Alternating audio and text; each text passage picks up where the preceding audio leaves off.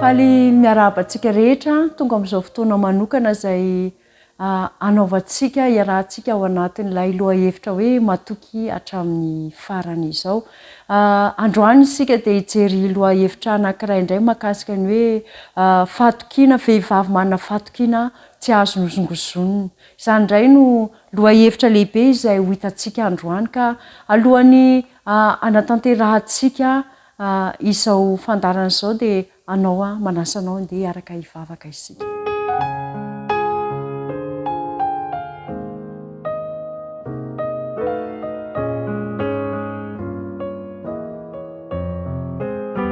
Jehovah-Andriamanitra ay tsara fo masina indrin-danitro, misaotra anao noho ny fitiavanao sy ny famindramponao, misaotra anao noho ny finoana izay nananan'ny Rahaba izay nahafahany namonjy ny tenany sy ny ankohonany. Androany indray izay dia misy lesona vaovao izay tianao ampitaina aminay, tianay ny hanao fanandramana mandrakariva ka mba tsy ho zary miaino fotsiny eto izahay fa tena ampiatra izay lesona azonay indraisina eo amin'ny fiainanay. Hahatonga anay hanao fanandramana misy kokoa finoana ivelomana iarahanay aminao Jesosy. Dia manantena fiasa amin'ny fanahy masina ao anatinay tsirairay avy izay ary matoky sy mino izay fa ny akanjo-pahamarinanao Jesosy eo no andrakotra tanteraka anay mba hahatonga anay ho tafaray amin'ny ray be fitiavana. Tonoana sy angatana amin'ny anaranao Jesosy eo izany mivavaka izany. Amen.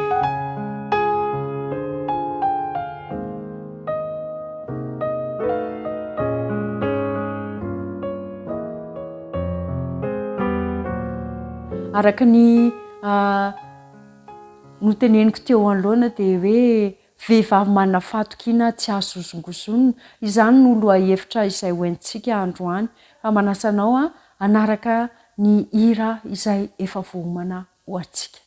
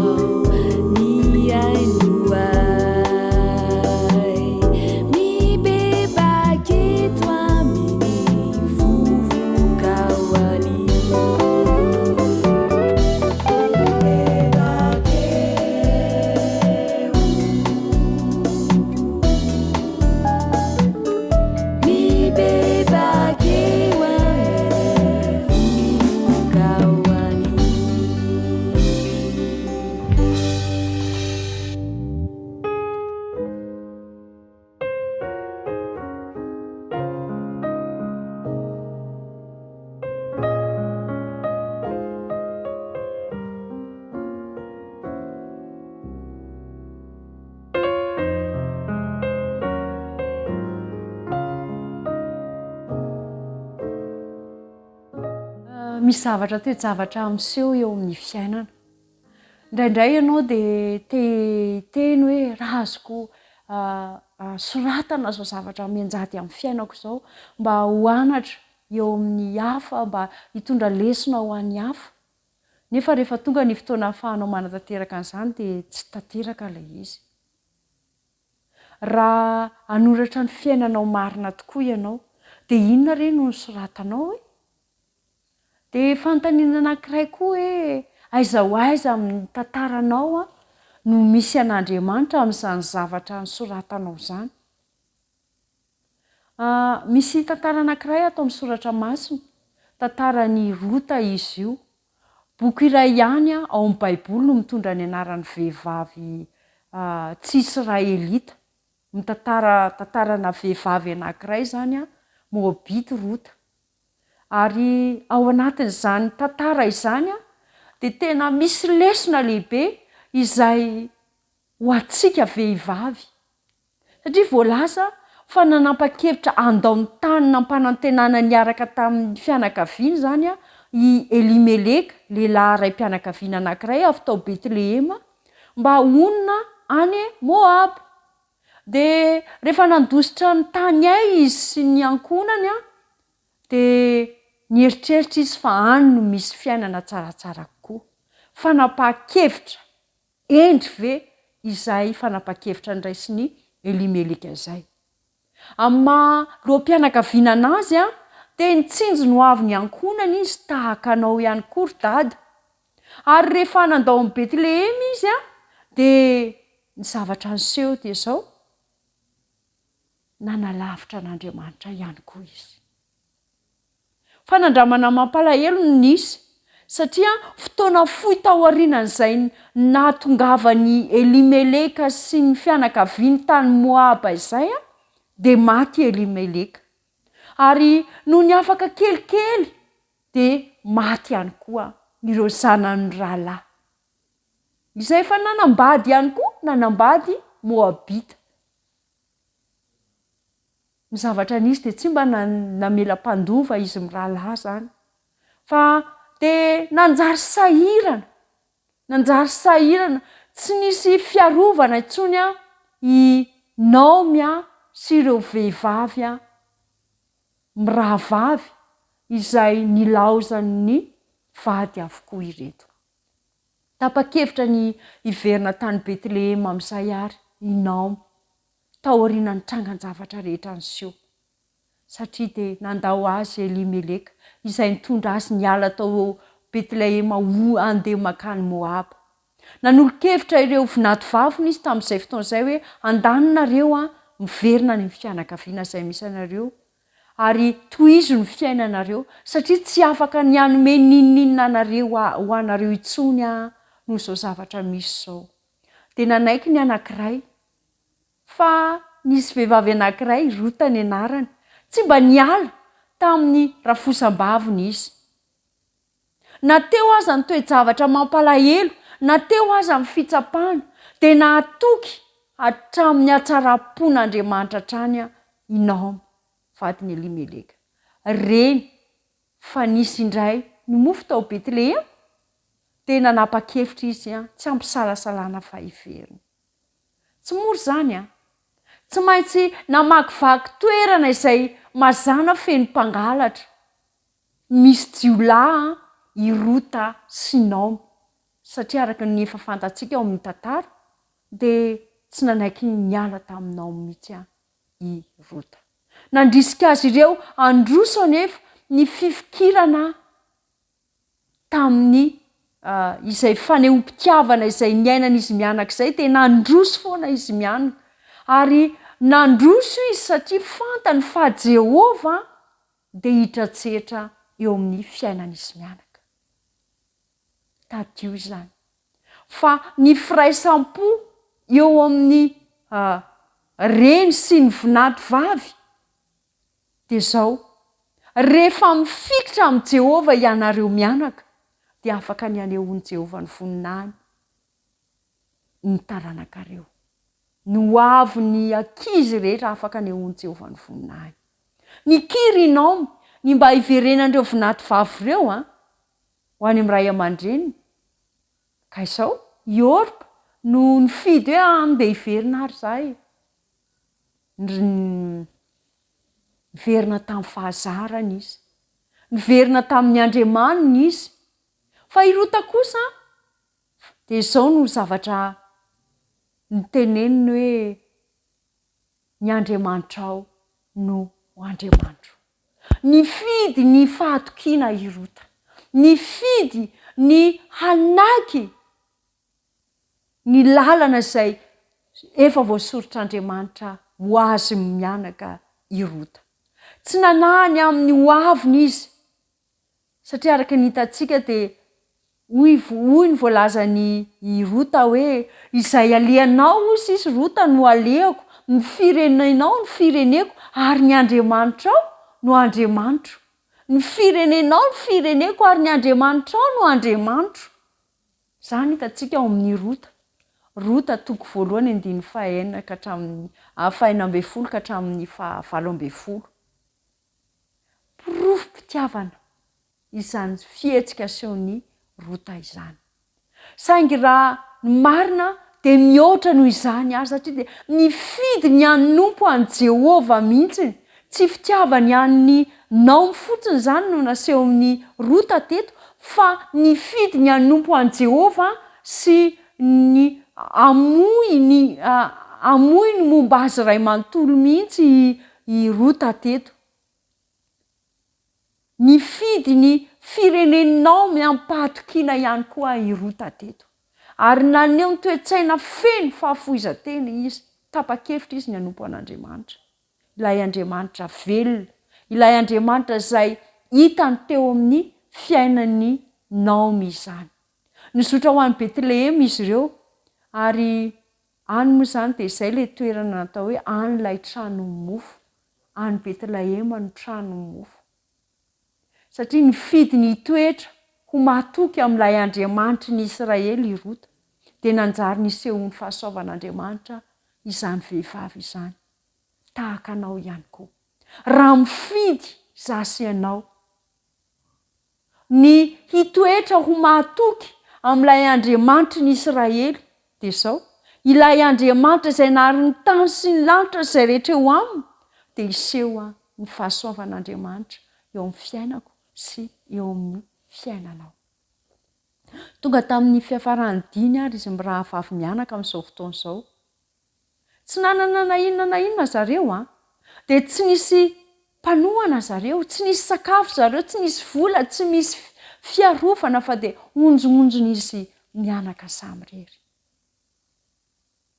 niova ny tareninao tamin'izay fotoana izay satria rera-tsaina rera-batana reraky ny alahelo de ny antitra izy de na izy ary tsy efatarina intsony tamin'izay fotoana izay ny endriny de rehefa tonga tao Betlehema izy de hoy ny vehivavy sasany hoe io ve Naomi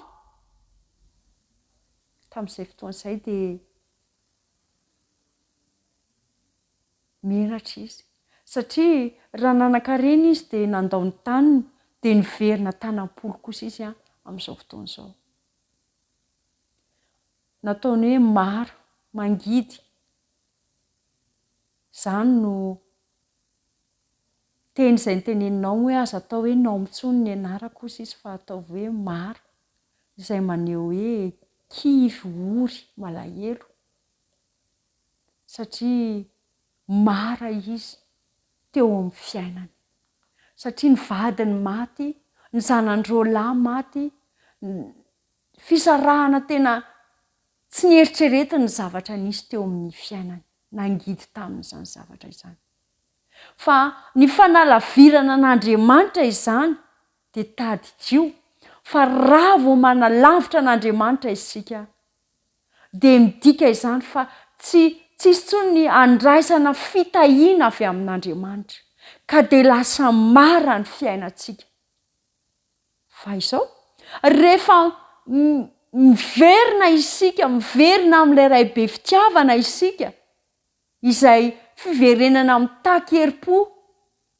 izany fiverenana amin'Andriamanitra izany de zao ho asehon'Andriamanitra aminao ny voninahiny indray satria tsapanao ny fahadisoana dia nekeny ny vokan'ilay fahadisoana dia ilay tsy fahombiazana izany ny fahoriana izany nekeriny izany zavatrany fa izao tsy nijanona teo izy fa andenga eo vakitsika ny ao amin'ny petera voalohany petera voalohany toko 5:5 ka hatramin'ny 7 dia izao no voalazany soratra masina koa amin'izany manetretena mba amin'ny fahamenaran'Andriamanitra mba hanandratany ianareo amin'ny fotoanandro. Andriamanitra dia tsy mba manosy-botanana zany tsy manosy-botanana antsika zany velively Andriamanitra fa rehefa miverina aminy isika dia efa vonona izy efa miandry eo ambaravarana izy ankehitriny satria ny fitiavana dia efa tiany haseho amin'ny fiainantsika. Izay no hery ho antsika vehivavy, izay no hery nanana an'ireto vehivavy anankiroa ireto, izay hery tiany haseho amin'ny fiainako sy ny fiainanao ihany koa. Tiany rafosam-bavy ny Rota ka dia nampiona azy foana izy tonga tao Betlehema tamin'ny andohan'ny taom-pitsinjana ny vary ordia moa zareo tamin'izay fotoana izay dia izao fantatry Rota fa izay vehivavy manamon-tena zany dia afaka mitsipona satria efa misy an'izay fomba fiaina izay mihitsy tao Betlehema. I Rota ihany koa moa dia vehivavy mazoto miasa fa noho ny fitiavan'i Jehovah dia nitsinjo ny mahantra ny ory ary ny kamboty ary ny mpitondra tena ny vahoaka tao Betlehema ka afaka mitsipona tany teny amin'ny fitoerana fitsinjana teny zany ireo olona ireo. Dia eto misy lesona lehibe raisintsika satria porofo ny fitiavana mahatoky izany zavatra izany. Raha anankiray raha ohatra ka hoe misy vehivavy anankiray tonga ao an-tsainao amin'izao ora sy fotoana izao mandre an'izao fandarana izao ianao dia izao Andriamanitra mihitsy mibitsika anao momba an'izany vehivavy izany satria tahaka ny Rota dia nakeo misaha anankiray izy mba ahafahany mitsipona ary neken'ilay tompon'ny saha ny fangatahana izay nataony dia izao nasehon'i Jehovah taminy an'izay ny voninahiny rehefa avy eo. Sendra tao amin'ny sahan'i Boaza izy zanaky Salmona moa zany sy Rahaba i Boaza ary lehilahy manan-kaja izy manan-karena be Boaza kanefa mpanompo mahafatra-po ilay Andriamanitra marina i Boaza. Reny fa vinatovavinao mirota ka dia niangavy izy mba tsy hitsimpona any amin'ny saha hafa fa ozy izy hoe eto foana ianao ozy izy no mandehana isan'andro tsy nandaonao viana any Rota Andriamanitra na dia toa mitotongana raha amin'ny fiainan'ny Naomi na dia toa tena tsy manana ninina intsony ary izy dia izao tsy nanana mpanohana na fidiram-bola zareo fa rehefa nilaozan'ny Naomi ny tanin'ny Moab sy ny momba n'izay fombafomba rehetra ny andriamaniny sy ny zavatra rehetrarehetra izay namatotra anazy tany dia izao nandray azy teo an-tsandry ny Andriamanitra dia te handray anao ihany koa eo an-tsandry amin'izao fotoana izao. Nahita fity tamin'ny Boaza i Rota ilay mpitsimpona mpanetry tena ary feno fankasitrahana nanohana ny fomba Boaza ny fitiavana mahatoky sy feno fanetretena izay nananany Rota. Hitan'izany fihetsika izay nataony tamin'ny Naomi izany. Tsampan'izany fitiavana nasehony Rota any Naomi izany ka hoy izy ao amin'ny Rota toko 2 andininy 9 ka hatramin'ny 13 no ahitantsika n'ilay teny izay nitenenin'ny Boaza hoe amaly ny ataonao an'i Jehovah. Rahavavy malala, raha mahatsapa ianao hoe manao soa olona anankiray dia izao ny teny tompo aminao androany hariva hoe amaly ny ataonao any Jehova. Nalala tanana tamin'ny rota i Boazy. Notolorany sakafo atoandro izy, ny mofo izay nohaniny teny zarainy, nianatra mba hahatonga anazy anana fiainam-baovao indray dia nataony ny fomba rehetra mba hanampiana anazy. Nangalanlango izy, nandidy nireo kisilany Boaza hoe izao tsy nilatsaka ihany no omena androta fa tena mangala mihitsy nareo dia omeo rota mba hoentiny mody rehefa hariva ny andro. Rehefa tapitra ny andro ny asany dia nitondra vary ordianody i rota ary ny sakafo izay tsy laniny atoandro dia netiny izany mba omeny an'ilay rafosam-baviny. Tena tiany rafosam-baviny maneho amintsika izany fa tokony hisy fifankatiavana akaiky eo amin'ny rafozana sy ny finato vavy. Tokony ho tena mpianaka isika, tokony tena hoe haneho fitiavana ireo vinato sy ny rafozana. Ary tamin'ny fanantanterahana izany andraikitra tamin'ny rafozana izany dia tsapany ny fahasambarana ateraky ny hoe manome. Napetraka Andriamanitra teo i Boazy mba ampionina ireto mpitondra tena roa ireto. Ary dia namela ohatra tsara momba ny fahatokiana i rota ho amin'ny vavaka, ho an'ny vehivavy vavaka rehetra. Tokony haneho fahatokiana isika, tokony haneho fahatokiana feno fitiavana sy fanitretena isika. Fantatsika rehetra ny fiafaran'ny tantara nanambady any Boaza i rota ary Jehova mihitsy no nampanananaka azy. Dia niteraka sasalahy zareo.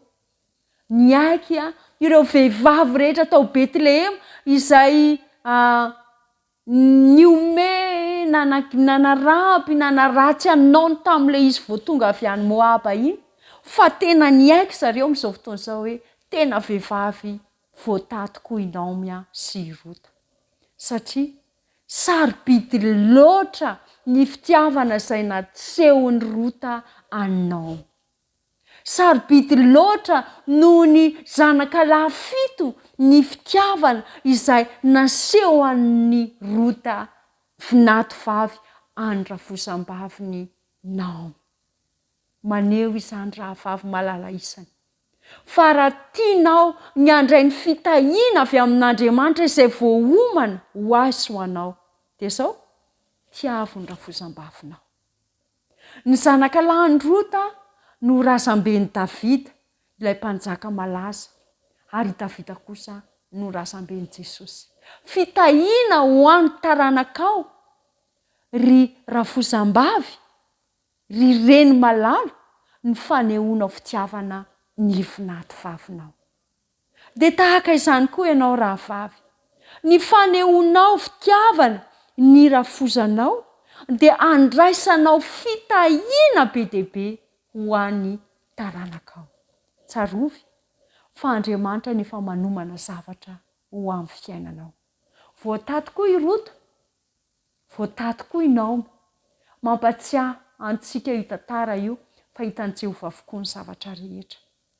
Ho an'ny rehetra izay manompo azy ampatokiana eo anivon'ny vahoaka, eo anivon'izao fiainana ny ao izao dia izao, rehefa mahatoky isika, miasa fatratra ampanetretena isika mba hikarakara ny ankohonantsika, dia izao haneho ny voninahiny ilay Andriamanitra fitiavana. Ny tantaran'ny Rota dia mampiseho amintsika fa na dia ratsy toy inona aza izao andro iainantsika izao, dia izao miahy ny fiainantsika Andriamanitra. Manana drafitra ho antsika tsiraray avy izy.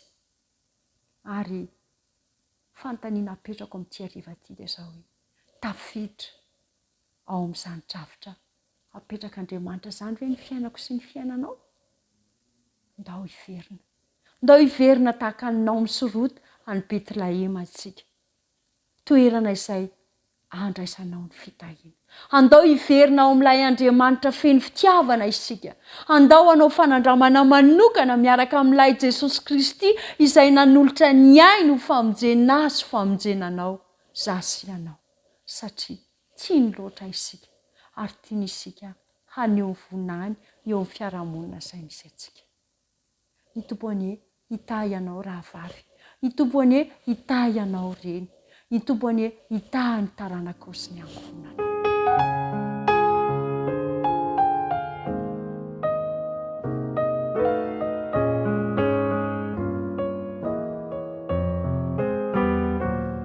Jehovah Andriamanitra ay tsara fo masindren-danitro, misaotra anao fa no fitiavanao sy ny famindramponao dia afaka mbola nandray lesona lehibe tamin'ny fiainan'ny Naomi sy Rota izay.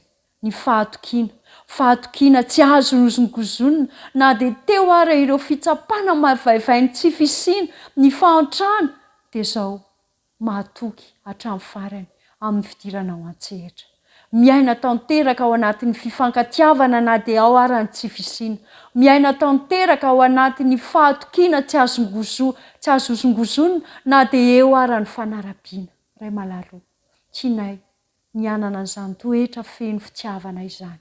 Tianay nianana an'izany toetra feno fanetretena izany. Ka ny ankohonanay, ny reny sy ny vinady vavy, ny vinady vavy sy ny ravozana dia hiaina tanteraka ao anatin'ny fifankatiavana, fanetretena ary ny firaisana ao anatin'ny vavaka. Satria rehefa miverina eo aminao tokoa ny ankohonana rehetra dia izao ahita ny vahaolany fahombiazana avy aminao. Ka ny fanenao masina ny no hanazavanay amin'izany lalan'ny fiverenana aminao izany indray. Ka ny tokantranonay dia hampandroso anao Jesosy Kristy ho tompo sy mpamonjy ny fiainan'ny tokantranonay ianao. Tonoina sy angatana aminaranao Jesosy Kristy izany vavaka izany. Amen.